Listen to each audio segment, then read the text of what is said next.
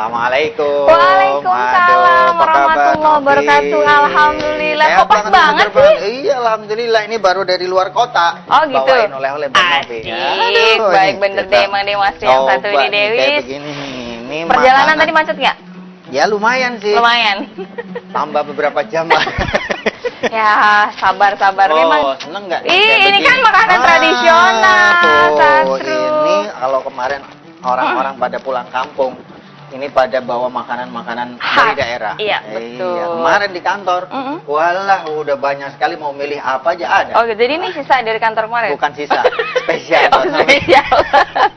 Alhamdulillah. Ini ada lagi mantu mongso juga nih. Wih, banyak banget oleh-oleh. Makasih, alhamdulillah. Mudah-mudahan rezekinya bertambah, berkah, manfaat. Baik banget sama adiknya nih. Dan alhamdulillah hari ini kita mau sama-sama menyapa pemirsa Wisata Hati karena insya Allah kita akan bersama-sama mengkaji, menimba ilmu lagi bersama guru kita Ustadz Sumasur dan juga bersama Novia Ila dan juga Ustadz Hani. Dan hari ini sepertinya Mas tema kita adalah berdoa di bawah Ka'bah. Ya. Jadi pasti hampir semua umat muslim pasti merindukan dan pengen banget melihat Ka'bah secara langsung dan berdoa di sana. Kalau dulu alhamdulillah kita sudah diberi kesempatan ya, keluarga kita alhamdulillah sudah diberi kesempatan dan memang luar biasa gitu rasanya di sana dan kita tahu Maqam Ibrahim, berdoa di sana qabul, bagaimana kita melakukan arba'in dan ibadah-ibadah sunnah lainnya yang berlipat ganda. Dan insya Allah kalau berdoa di sana pasti dikabulkan seperti itu ya. Dikabulkan dan pengen sana lagi. Pengen ke sana lagi. Jadi kebanyakan pasti berdoanya, ya Allah mudah-mudahan bisa terpanggil ke sana lagi. Amin amin amin amin ya rabbal alamin. Nah, pasti kita juga penasaran bagaimana sih cerita dari guru kita Ustadz Sumansur ketika pertama kali ke Baitullah yaitu berdoa di bawah Ka'bah. Wah, luar biasa pasti. Penasaran ya? Kita lihat sama-sama ya, Mas. Ayo silahkan. Bismillah. Alhamdulillahirabbil alamin. Dari dulu saya tuh pengen berdoa di depan Ka'bah. Kayaknya dengar dari orang-orang kalau doa di depan Ka'bah tuh mesti mantep. Alhamdulillah tahun 2006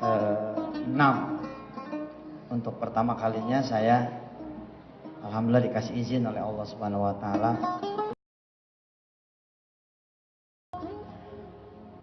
berdoa pada Allah Subhanahu wa taala dan memang Masya Allah qabul itu, qabul terus sampai urusan utang itu kan orang suka nanya gini kan, kalau ada duit mending umroh mending bayar utang gitu ya. Kalau saya bilang begini, sedekah aja, nggak usah umroh, nggak usah bayar utang. Nanti minta sama Allah bisa umroh, nggak pakai bayar, bisa bayar utang, selesai. Kan suka ada yang nanya tuh, kalau punya duit nih, mending umroh, mending bayar utang. Kalau saya bilang sedekah aja. Terus minta sama Allah supaya tetap bisa umroh, minta sama Allah supaya tetap bisa bayar. Karena alhamdulillah saya pergi umroh nggak pakai duit. Itu kan ustadz, ya, tapi kan dulu belum ustadz, masih semi-semi gitu, separuh. Masya Allah dah. Sampai ini rahasia ya, ini rahasia. Kasih tahu jangan ya. Nggak usah deh, 17 tahun ke atas ya. Ini banyak yang muda-muda soalnya banyak yang belum nikah ya, Ma ya. Ini rahasia rumah tangga saya sama istri. Ada sesuatu gitu yang saya rasakan supaya gimana gitu. Saya berdoa di Mekah. Sampai kita berdoa nih. Ya, nggak usah saya perjelas doanya apa ya. Pokoknya ditebak-tebak aja deh gimana gitu doanya. Sampai saya ketawa sama istri saya berdua. Masa sih kita doa begini di Mekah? Nggak apa-apa deh daripada mikir yang enggak daripada begini daripada begitu. Saya berdoa. Ini belum pada kawin pada mikir apa sih doanya ya? Nah, gue bilang rahasia ini rahasia. Sampai kayak gitu ada teman dekat saya nanya, masa sih ente sampai kayak begitu berdoa? Gue bilangin nggak percaya lu. Tuh manjur, pokoknya Masya Allah dah. Nggak usah pakai jamu, nggak usah pakai seri rapet. Itu clue-nya saya kasih itu. Allah yang maha mengajarkan tuh. Allah yang maha memberikan nikmat. Allah yang maha membuat tahan lama.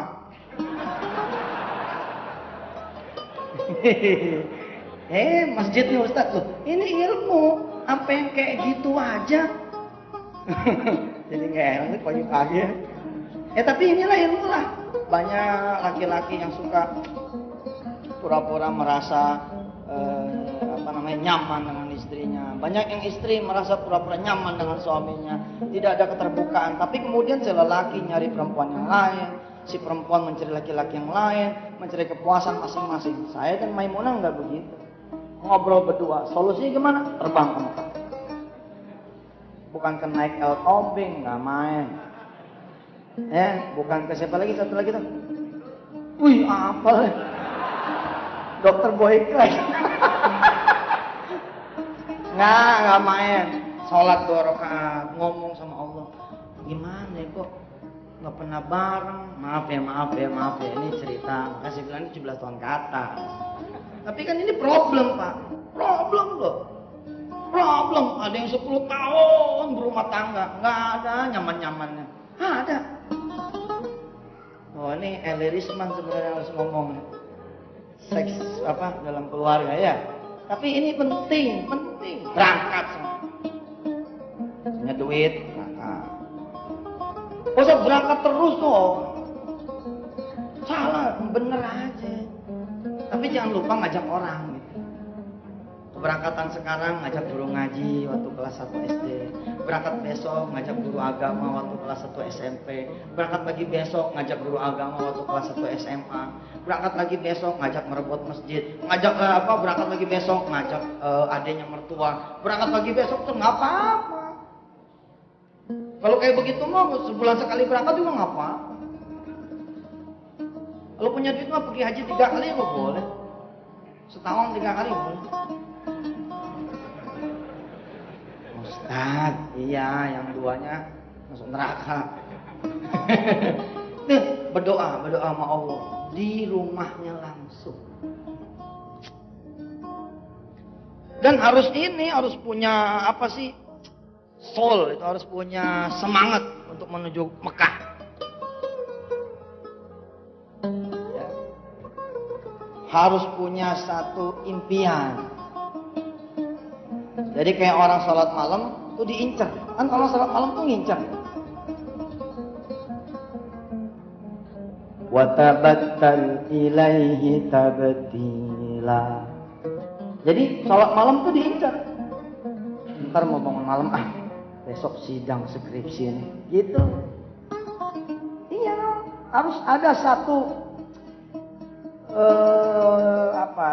kekuatan azam. Kekuatan nawaitu. Nah pergi ke Mekah tuh begitu. Waktu utang masih bertengger di atas 1 miliar rupiah, saya berdoa sama Allah, ya Allah izinkan saya berdoa langsung di Ka'bah. Izinkan saya berdoa langsung di Masjidil Haram, ya Allah, untuk urusan utang saya. Alhamdulillah Pak. Berangkat ke sana, doanya nggak ada yang lain. Urusan utang aja, urusan utang.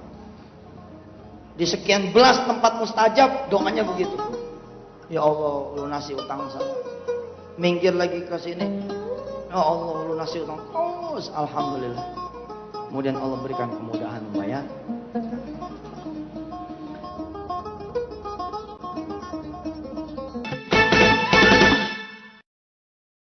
Subhanallah, begitu tadi ceritanya guru kita Ustadz Sumasur ketika pertama kali ke Baitullah berdoa di bawah naungan Ka'bah. Dan memang ketika kita mendengarkan cerita-cerita itu, tadi kan alhamdulillah semuanya terkabul tuh yang dipinta di sana, alhamdulillah Ustadz sudah terkabul. Nah, penasaran juga pasti pemirsa Wisata Hati kalau Ustadz Sani nih pengalaman yang paling tidak bisa terlupakan saat pertama kali ke Baitullah apa? Ya, jadi sebelum berangkat kita kan rasanya pengen banget bisa ke Baitullah ya. Alhamdulillah kemudian Allah kasih kesempatan yang luar biasa untuk bisa berangkat ke sana. Ya udah sebenarnya di sana itu malu juga tuh sama Allah, ya Allah mau minta apa lagi ya, kayaknya rizkimu, karuniamu, keberkahanmu tuh udah banyak gitu, udah dikasih ke kita gitu. Jadi waktu pas saya bingung juga, ya Allah, pengen Minta apa lagi ya? Pengennya bisa balik lagi sini aja dah. Pengennya bisa balik lagi ke Baitullah, pengennya sama keluarga gitu kan. Alhamdulillah, berapa tahun kemudian saya diberikan kesempatan bisa bareng sama istri, bisa bareng sama bapak ibu mertua gitu kan. Kemudian ada kesempatan lagi, saya doa lagi, Allah mudah-mudahan bisa bareng sama ibu, bisa bareng sama kakak, sama adik. Alhamdulillah baru tahun lalu diberikan kesempatan lagi untuk bisa. Tahun ini. Iya, kemarin kan. Betul. Makanya alhamdulillah tadi Umi bilang, alhamdulillah keluarga kita sudah terkumpul ketika kita berdoa pengen ke sana lagi. Alhamdulillah Allah kabulkan gitu. Dan itu pas di setahun. Nah, Jadi waktu pas tahun itu bulan Mei, saya tahun 2013 berdoa, ya Allah mudah-mudahan bisa balik lagi ke sini sama ibu, sama adik, sama kakak. Karena kakak sama adik itu belum pernah. Jadi setahun kemudian Allah kasih kesempatan kita bisa berangkat bareng-bareng. Subhanallah. Subhanallah. Semakin pasti semakin greget, semakin kuat niatnya buat wisata hati yang pengen ke Baitullah. Dan ini misalnya niatnya sudah kuat, tapi untuk segi keuangan mungkin belum mampu untuk melaksanakan ibadah umrah itu atau ke Baitullah gitu. Terus kemungkinan doa dia supaya terkabul apakah besar atau kecil? Pertama doa sama ikhtiar ya. Yang kedua ikhtiar. Yang pertama doa, yang kedua ikhtiar. Doa ini kan kita memanjatkan doa kepada Allah, ya Allah mudah-mudahan memberikan kesempatan aku bisa ke Baitullah, ke tanah suci. Yang kedua ikhtiarnya apa? Ya udah, yang pertama niat, yang kedua ya udah nabung. Iya. Ya. Kalau nggak ada ikhtiarnya berdoa aja. Gitu kan. Nabung tuh boleh langsung gede kalau punya duit. Kalau nggak punya duit kan boleh sedikit-sedikit. Dulu Ustaz Yusuf tuh ngajarin saya, kalau nabung itu jangan nunggu sampai selesai, karena pasti kelamaan. Ya udah, dapatnya berapa, geser deh. Maksudnya apa? Sedekahin deh. Biar Allah perlipatkan rizki itu dan bisa cepet ke Baitullah. Nah, sepertinya rumusnya kita harus tahu. Jadi kalau misalnya kita menabung dari sedikit, ini ngumpulnya lumayan nih. Betul. Jangan langsung nunggu bener-bener langsung jadi nominal yang kita inginkan. Ketika sudah terkumpul beberapa, sedekahin dulu. Insya Allah nanti bisa mempercepat. Begitu kan maksudnya? Subhanallah. Itu terjadi. Jadi jangan putus asa, yang mungkin sekarang belum punya banyak tabungan untuk melaksanakan ibadah umrah, ketika sudah punya beberapa uang, sedekahin. Insya Allah kalau niatnya baik, kemudian doanya juga khusyuk, Allah pasti akan mempermudah. Rezeki itu kan macam-macam, bisa jadi dapat langsung rezeki banyak, bisa jadi ada yang ngeberangkatin umroh, ada yang bisa langsung misalnya ONH plus ONH-nya langsung dibayarin, macam-macam tuh caranya. Nah itu adalah kewenangan Allah bagaimana mengatur kita untuk bisa pergi ke sana. Betul. Jadi ingat dulu ya Mas yang Mas cerita. Jadi ketika Allah menyuruh Nabi Ibrahim untuk menyuruhkan kepada umat supaya pergi ke Baitullah, Nabi Ibrahim terus bagaimana cara saya memanggil mereka? Tugas kamu hanya menyampaikan memanggil saya, gitu kata Allah ya. Jadi memang caranya pasti macam-macam. Siapa tahu nanti dapat umroh gratis. Amin. Semuanya berangkat. Amin. Mudah-mudahan pemirsa wisata hati yang sedang menyaksikan ini kita sama-sama berdoa nanti dan insya Allah bisa berangkat ke Baitullah. Nanti kita akan kembali lagi, masih banyak kisah seru dan kisah inspiratif dari guru kita Ustaz Mansur. Tetap bersama kami dalam Wisata Hati. Suami istri udah 8 tahun menikah, nggak punya anak. Dikisahkan tahun yang ke-8 itu, asal dia berobat, asal dia kemudian silaturahim, asal dia ketemu orang lain, selalu yang ditanya, Mas, udah berangkat ke Mekah belum? Istrinya juga begitu, Mbak, udah pernah pergi ke Tanah Suci belum? Dan kebetulan dua-duanya belum. Sampai dokternya dia mengatakan begini, coba jajal pergi ke Baitullah. Di sono berdoa, banyak tempat mustajab, minta sono punya anak, langsung di rumahnya Allah. Akhirnya Ustadz Edi yang namanya Allah, punya orang daftar haji, lalu kemudian berangkat di tahun yang ke-9. Di mana tempat mustajab selalu berdoa, ya Allah beri saya anak keturunan, ya Allah beri saya anak keturunan, ya Allah beri saya anak keturunan. Terus itu, Rabbi habli dzurriyyatan min ladunka Innaka antas sami'ud du'a. Terus berdoa. Alhamdulillah.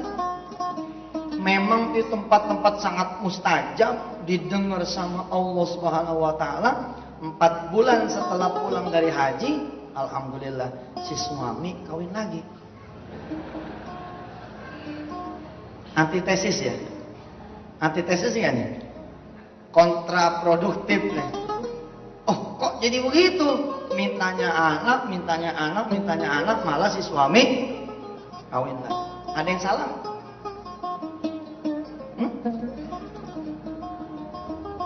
Ada yang salah nggak? Nggak ada yang salah. Kitanya aja yang tidak memahami cara Allah menjawab. Sampai bagian sini sih para perempuan nggak pada senang. Nggak gitu kali. Ya nyatanya ini kejadian. Rupanya dua-duanya berdoanya kurang sempurna. Mestinya doanya begini nih. Ya Allah kasih saya anak keturunan dari rahim saya loh. Jangan dari rahim yang lain. Doanya nggak begitu. Doanya kasih saya anak, kasih saya anak, kasih saya anak. Dikasih. Tapi rupanya kelak dari rahim yang ya sesuai dengan apa yang sering terjadi di dunia nyata. Ribut. Nyeselnya tuh istri juga nggak ketulungan.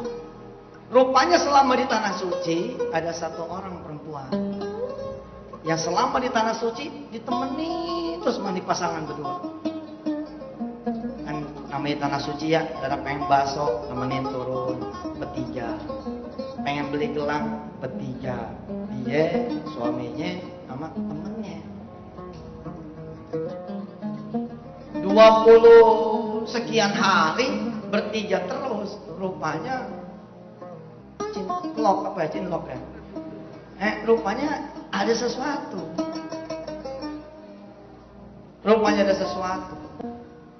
Subhanallah, nikah nih si lakinya ini sama si perempuan yang selama di tanah suci bareng. Yang tua sama yang muda tadinya sekawan, tadinya berteman, habis. Tapi kemudian ada berita. Yang muda hamil. Mulai nih yang tua punya perasaan. Oh, jangan-jangan doa saya dikabul Allah. Cuman lewat cara yang berbeda. Akhirnya yang tua mulai merapat sama yang muda. Mulai bikinin kue, mulai ngasih makanan.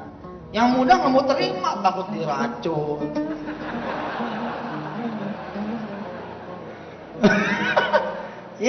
Curiga sih om, udah curiga ya. Tapi kemudian hati kecil si yang muda kan berasa ya, keikhlasan tuh berasa, kasih sayang itu berasa. Akhirnya lama-lama diterima, jadi kakak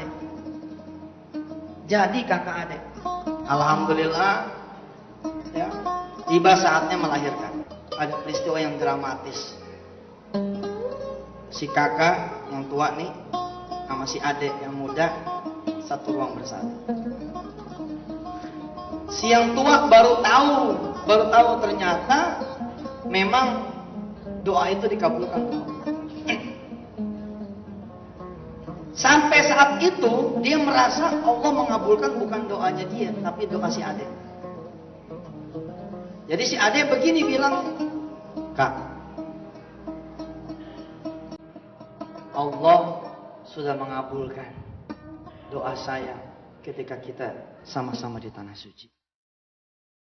Si kakak nih sambil mempersiapkan persalinan nanya, emang kamu doanya apa? Saya dulu berdoa Kak, supaya bisa punya jodoh. Oh pantas nih. Doanya gitu nih. Terus mengagetkan sekali buat si yang tua, yang muda ngomong begini. Karena doa saya sudah dikabul. Sejak saya hamil, saya sudah niat. Kalau nanti anak ini lahir, maka anak ini buat kakak. Kakaklah yang menggendong untuk pertama kalinya, supaya anak ini taunya adalah kakak. kakak yang menjadi ibunya. Oh, jangan begitu, kamu sudah mengandung 9 bulan. Kakak nunggu sampai 9 tahun. Kakak menunggu sampai 9 tahun. Kakak yang lebih berhak atas anak ini sesuai dengan doa kakak selama di tanah suci supaya kakak bisa punya anak keturunan. Allah. Begitu kemudian melahirkan sesuai dengan janji, dikasih langsung kasih kakak. Dia sengaja potong itu, ya, hubungan potong, bukan hubungan nasabnya dipotong, tapi hubungan fisik. Si kakak yang mandiin, si kakak yang nyebokin, si kakak yang bukain pakaian, si kakak yang pakai pakaian, si kakak yang gendong tidur juga masih kakak terus mandiin. Ketika yang tua gendong anak, mandiin anak, gendong anak, mandiin anak, gendong anak, mandiin anak, bayi. Bersentuhan kulit dengan kulit anak, besar perasaan dia sebagai seorang perempuan. Ternyata 4 bulan setelah melahirkan tuh si istri yang muda, Allah kasih dia hamil.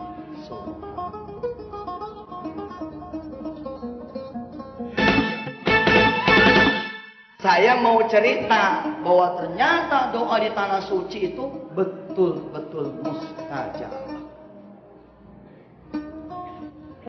Yang datang ke Allah coming dengan keyakinan yang full, kankernya beres,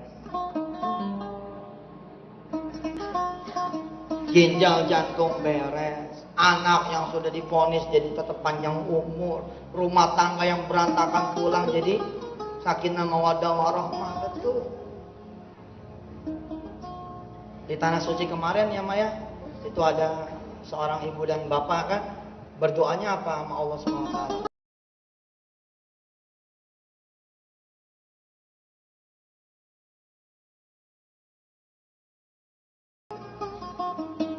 Tapi di penghujung pulang, doanya berubah. Apa doanya? Dia doain mantunya supaya jadi baik, supaya jadi baik, supaya jadi baik. Rupanya Allah menunggu. Kan dipanjangin tuh. Dia panjang sendiri tuh ini. Mbak, nih istri saya jangan diajak ngobrol. Wih. Istri saya jangan diajak ngobrol, biar dia perhatiin suaminya. Jarang-jarang istri saya ngikut ceramah. Jarang-jarang. Ya Maya, jadi dia tuh dipanjangin kan. Orang-orang seminggu, 9 hari, ini orang lebih. Padahal niat orang tua ini, dia benar-benar pengen doainnya lebih panjang lagi. Ternyata Allah Pak Ustaz, ini mengubah hatinya. Dia malah doain mantunya. Subhanallah.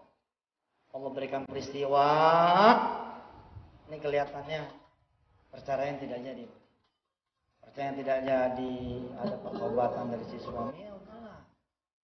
Allah Maha Pengampun, mudah-mudahan ini menjadi jalan lebih sakinah, lebih mawaddah ya, lebih ada lagi rahmatnya. Besar dari Allah Subhanahu wa taala. Nih mahasiswa-mahasiswi. Coba nih dari semester 1. Dari semester 1 udah berdoa kepada Allah supaya bisa berdoa di tanah suci. Begitu nanti dapat kesempatan berdoa di depan Ka'bah, doa supaya bisa melanjutin S2, supaya bisa melanjutin S3, supaya dapat pekerjaan dengan gaji di atas 20 juta. Supaya dapat bikin perusahaan setelah 1, 2, 3 tahun bekerja, supaya kemudian bisa mengajar tapi tetap punya perusahaan, supaya tetap bisa berdedikasi buat kampus tapi tetap sama keluarga keren, terus bisa kumpulin. Ada lagi saya tulis di dalam buku Kun Fayakun kalau tidak salah. Ada orang yang doanya cuma satu, kulo nyuwun ngapuro. Ya bahasa Betawi itu. Kulo nyuwun ngapuro. Di mana-mana kulo nyuwun, tawafnya gitu. Yang lain tuh tawaf pakai doa, pakai bahasa Sunda. Kulo nyuwun ngapuro, kulo nyuwun ngapuro. Beneran. Dia ngerumangsa, ya, dia ngerumasa bahwa dosanya banyak di tempat-tempat minta ampun, ya Allah. Bercita-citalah saudara-saudara semua, bercita-citalah berdoa di depan Ka'bah. Nih ya, tanya istri saya, tanya Mbak Anik, tanya Mas Jody, tanya mereka-mereka yang sudah pernah pergi ke Tanah Suci, tanya Ustadz Edi, tanya Ustadz Mus, tanya yang lain-lain. Ini Ka'bah nih, gitu? Di pusat paling tengah kan. Ini berdoa satu soft di belakang Ka'bah atau di depan Ka'bah atau di bawah Ka'bah, apa kek sebutannya, pokoknya paham gitu ya. Berdoa di soft kedua, soft ketiga, soft keempat, terus sampai di depan Masjidil Haram sholatnya lain.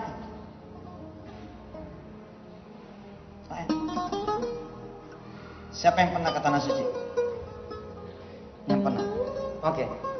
Sempet nggak sholat tidak di depan Ka'bah, tapi di pintu-pintu yang paling depan situ? Sempet toh? Gimana rasanya? Lain. Beda. Kata orang Jogja, bedo. Bedo. Bedo. Saya pribadi yang sudah sering bolak-balik ke Mekah, sudah sering bolak-balik ke Masjidil Haram, itu kalau tangan nempel multazam, air mata tuh bercucuran gitu. Itu kalau sudah berdiri di depan multazam itu, nggak usah sholat kan, nempel aja tangan, itu seperti getaran magnet yang luar biasa.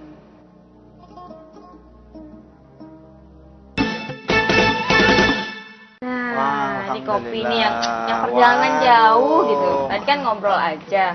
Lupa dia. Siap. Bismillahirrahmanirrahim. Dan banyak-banyak ntar nggak bisa tidur. Iya deh. Ini Tadi kan cocok udah- nih kalau sama ini. Cocok ya? Boleh deh, nanti deh, Ade nanti aja deh makannya. Masa saya bawa sendiri, saya makan sendiri. Ya udah bawa aja. Tadi kan Mas kita sudah menyaksikan bersama-sama pengalaman atau cerita dan inspiratif dari Ustaz Sumarso. Tadi beberapa cerita yang ketika orang tua berdoa untuk anaknya, kemudian untuk istrinya dan sebagainya. Itu tadi ada yang mengganjal tuh Iya, sebenarnya betul. doanya. Jadi ada doa yang mendoakan keburukan, karena sering tuh kita suudzon ya, berprasangka buruk sama Allah. Artinya gini, misalnya mantu kita perilakunya kurang baik, kemudian anak kita menjadi istrinya, ya kan? Kita doanya harusnya bukan biar mereka bercerai, bukan mereka kemudian mendoakan jeleknya, karena kalau efeknya kalau doanya jelek, pertama insya Allah sih bisa dikabul juga, Allah bisa memberikan doanya dikabulkan. Tapi doanya kan biar bercerai. Kenapa nggak dibalik gitu doanya yang jadi yang positif gitu ya? Pertama keluarganya tetap baik, kemudian justru bukan bercerai tapi perilakunya yang berubah menjadi baik. Tapi memang terbukti tadi ketika orang tua itu mendoakan untuk anaknya supaya bercerai karena memang menantunya ini tabiatnya kurang baik, perilakunya kurang baik. Terus akhirnya di hari-hari terakhir ketika umrah atau ke Baitullah itu doanya itu terbalik dirubah, gitu. Iya, dirubah. Ya Allah, mudah-mudahan rumah tangga anak saya lebih baik, kemudian suaminya lebih soleh, perilakunya lebih baik lagi. Bisa seperti itu, berarti mungkin terbukti di situ memang Allah itu menghendaki kita melakukan banyak kebaikan. Tidak boleh melakukan doa-doa yang misalnya untuk keburukan orang lain, untuk hal-hal yang tidak baik gitu. Karena kan misalnya kita benar-benar yang harus hati-hati kan. Betul. Melakukan segala sesuatu itu harus benar-benar hati-hati, tidak boleh sembarangan berucap. Jangan berucap, baru niat jelek aja di sana tuh sudah yang pasti ada sesuatu gitu ya kalau. Jadi akan banyak pengalaman-pengalaman lain yang nanti akan disampaikan juga oleh Ustadz Sumarso, dan pastinya ada doa supaya kita bisa cepat berangkat ke Baitullah. Doanya seperti apa kira-kira? Nah, kita lihat sama-sama. Silahkan. Apalagi buat saudara yang punya ibu ya, nenteng begitu tangan kiri emak nih kita, waduh Pak, Masya Allah, Masya Allah, emak Ka'bah hitam ya Mak ya, iya hitam. Itu Hajar Aswad tuh Mak, bukan Nak, itu Rukun Yamani. Oh Rukun Yamani itu kemudian naik lagi selesai tawaf, ya nggak kan? Kita sholat di belakang makam Ibrahim, sholat 2 rakaat. Kita liati itu Ka'bah ya. Nggak tahu nggak kalau Ustadz Edi atau Pak Mus dan lain-lain. Kalau saya sih kalau udah di depan Ka'bah nggak mau ngeliat lantai, saya mah padahal Ka'bah. Soal fikih ya, berbeda-beda. Tapi kalau saya sih kalau di depan Ka'bah ngapain ngeliatin lantai? Rugi amat tuh liatin Ka'bah aja. Itu kalau saya. Ustaz fikirnya nggak bener tuh. Nah, namanya gue fikir, ada yang suka, ada yang enggak, ada yang sepakat, ada yang tidak, ada yang sependapat, terserah aja. Cuma di depan sih saya ngeliatin aja.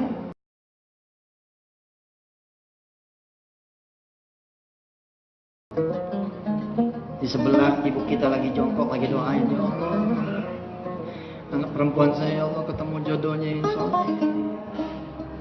Tahun depan langsung punya anak, kok bisa kembar nih, udah telat.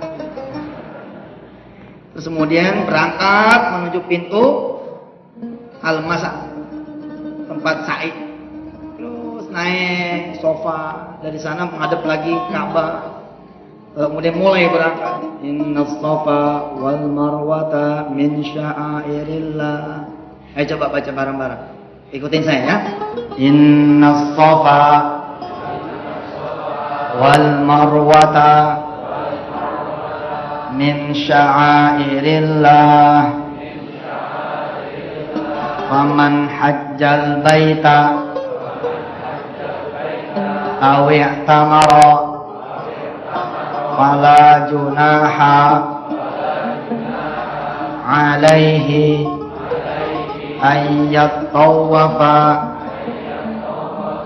bihima wa man tatawwa'a khairan fa innallaha syakirun alim. Jadi baca nanti tuh menjelang naik ke Bukit Marwah. Aduh, subhanallah.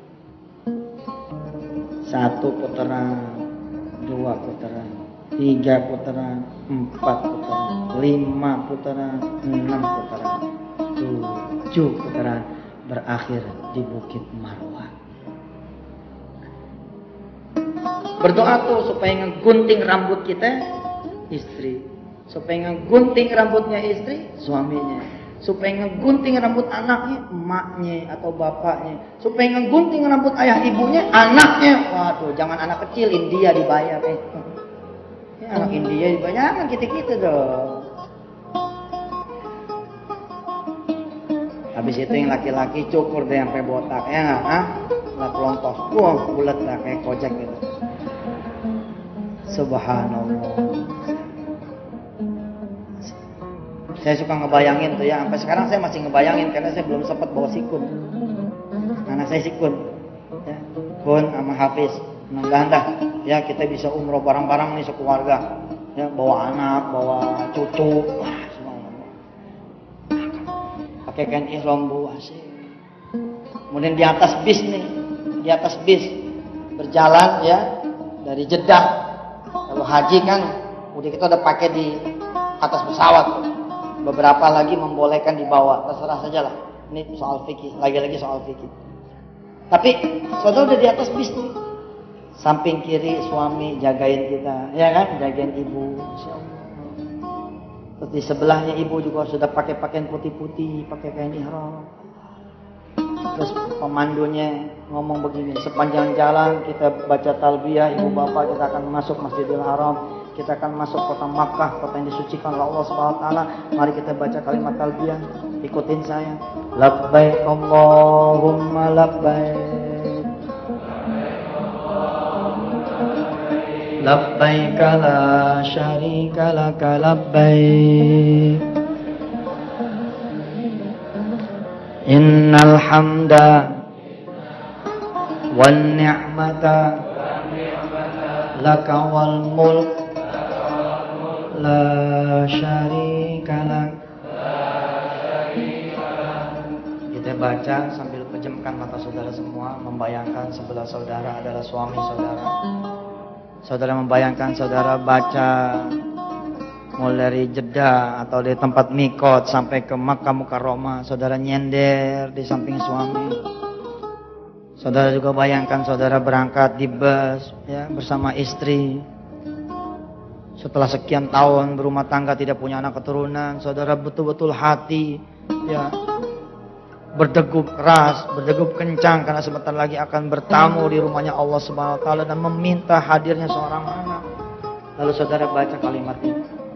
Labbaik Allahumma labbaik. لبيك لا شريك لك لبيك إن الحمد والنعمة لك والملك لا شريك لك لبيك اللهم لبيك لبيك لا شريك لك لبيك إن الحمد والنعمة لك والملك لا شريك لك. Saudara kemudian tertidur di perjalanan karena memang cukup panjang, kurang lebih kira-kira 1 jam atau 1 jam setengah. Kemudian saudara dibangunkan oleh mutawif di atas bus. Assalamualaikum warahmatullahi wabarakatuh. Dhifur Rahman yang dirahmati Allah. Yang masih tertidur silakan bangun. Coba lihat di ujung sana sudah mulai kelihatan menaranya Ka'bah, menaranya Masjidil Haram. Wah, yang baru pertama kali atau yang sudah berkali-kali percaya omongan saya Pak, tetap aja air mata menggebyos gitu turun. Ya Allah bisa balik lagi.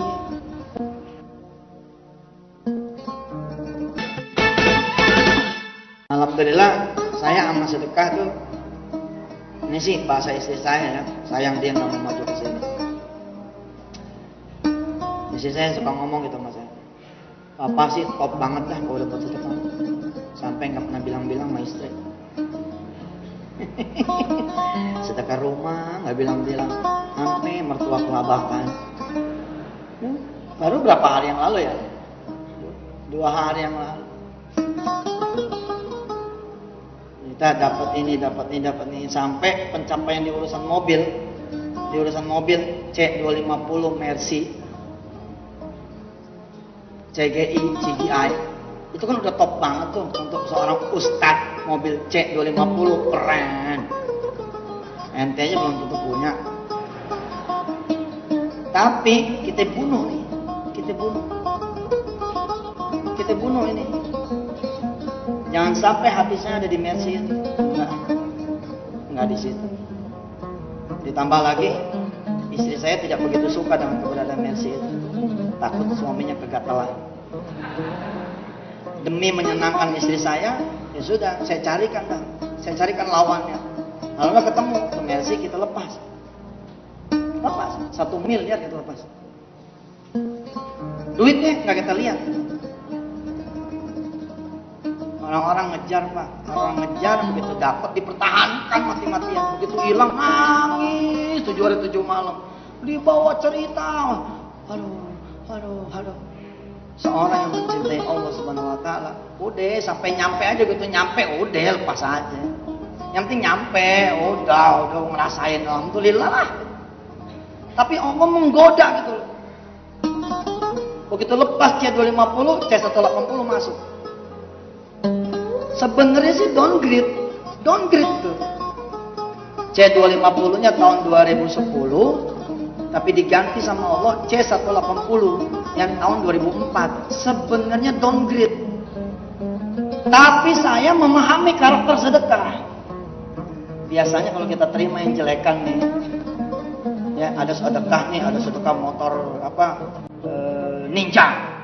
Mengakunya dikasih motor Yamaha tahun 86.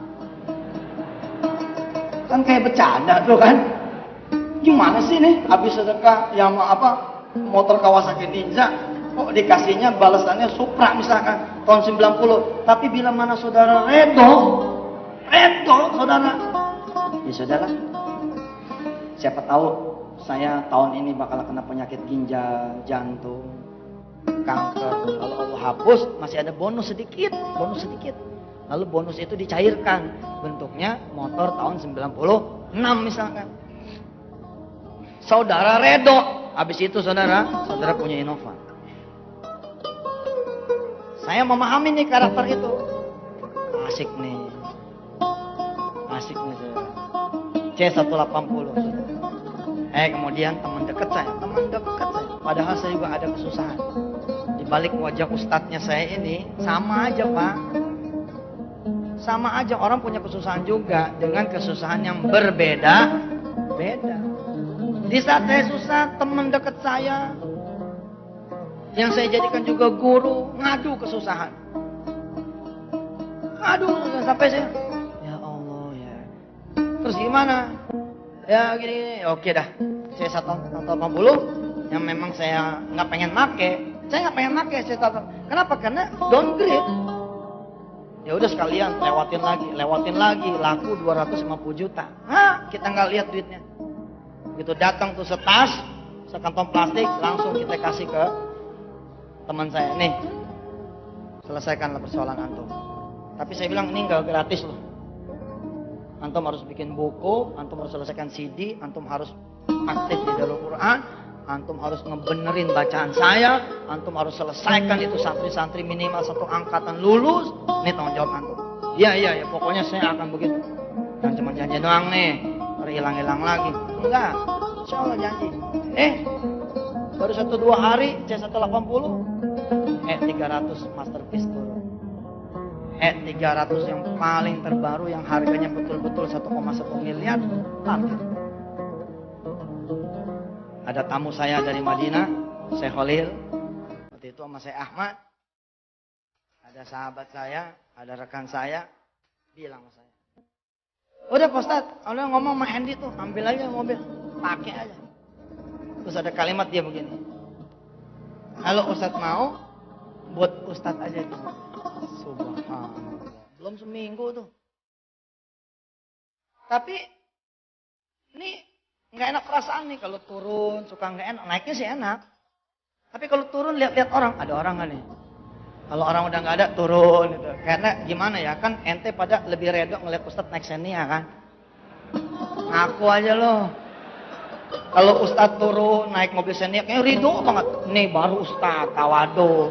Kalau ngeliat Ustadz turun pakai 300, ya di PPPA nih. Duit sedekah nih. Dia nggak tahu ente kerja, aneh kerja, ente usaha, aneh usaha.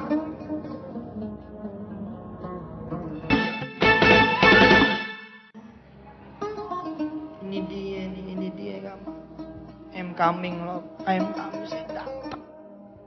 Mulai turun menapaki tangga-tangga itu. Aduh, adem banget lantainya, subhanallah. Ngeliat air zam-zam, wah, udah mantap banget. Tadi saya berdoa loh, tadi. Ketika saudara semua duduk kayak tadi tuh, saya berdoa, Rabb izinkan semua yang ada di masjid ini, baik di lantai bawahnya maupun lantai atasnya, baik di dalamnya ataupun di luarnya, baik kita pesertanya maupun para kameramennya, para juru fotonya, tukang rekam dan segala macamnya, semua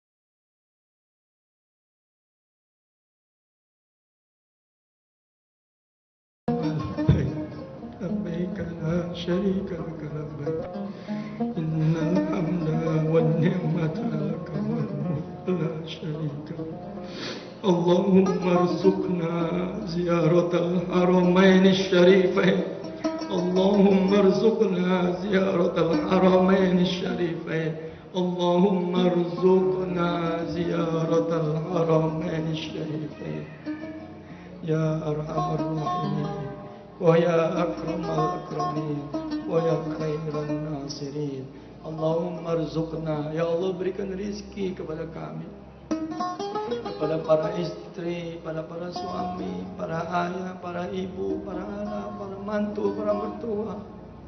Berikan rizki kepada kami semua ya Allah.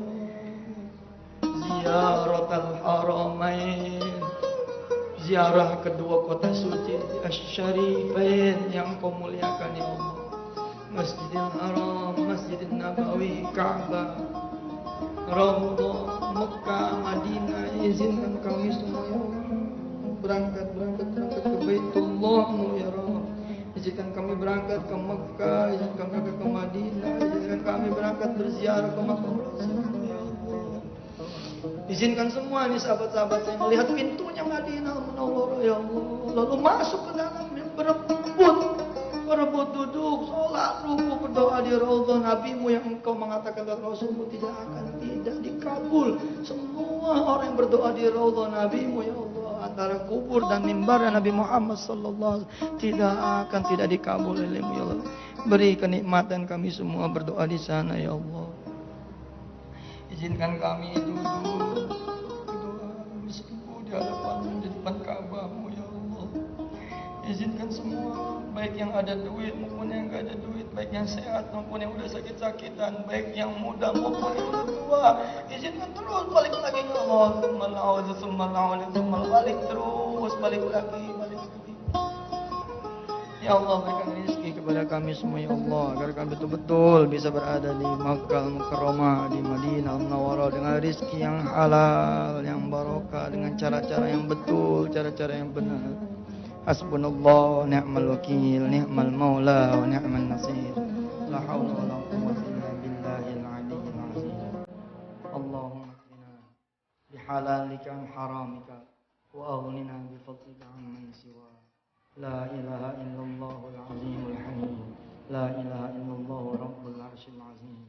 La ilaha illallah rabbus samawati wa rabbul ardi wa rabbul arsyil karim. Subhanal munaffisi an kulli madhyun. Subhanal mufarriji an kulli mahzun. Subhana man kana amruhu bil kafi wan nun. Subhana man idza arada syai'an yaqulu lahu kun fayakun. Subhanalladzi biyadihi malakutu kulli syai' wa ilaihi turja'un. Ya mufarrijal humum, ya hayyu ya qayyum. Wa sallallahu ala sayyidina Muhammadin wa ala alihi wa sahbihi wasallam. Alhamdulillah.